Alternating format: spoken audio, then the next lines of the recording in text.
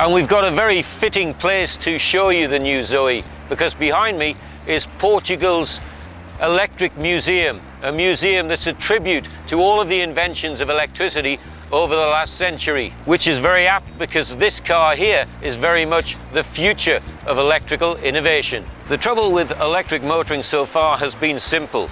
It's just not affordable to ordinary motorists. But the car in front of you now will cost £13,695, and that's affordable in anyone's language.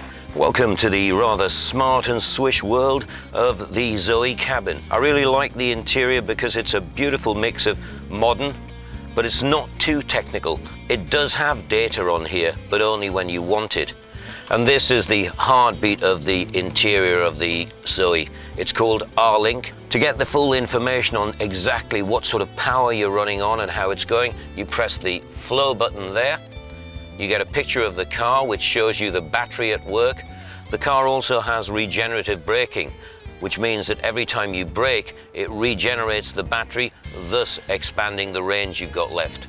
The first thing you notice when you get inside the Zoe is silence. Now, I know that silence is the key attribute of all electric cars, but somehow, considering this is really super mini size, it just sounds extra refined. This car feels the best finished electric car I've driven to date. So let's get down to the figures of the Zoe. To charge this car up fully to its 130-mile radius, it will cost you at peak rate £3, or just over £3, and that is remarkably affordable.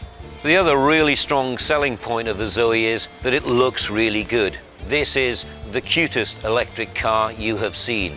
I love the cheeky looks of this car. It's got something extra about it, and it's all finished in this electric blue, which obviously fits in with electric theme.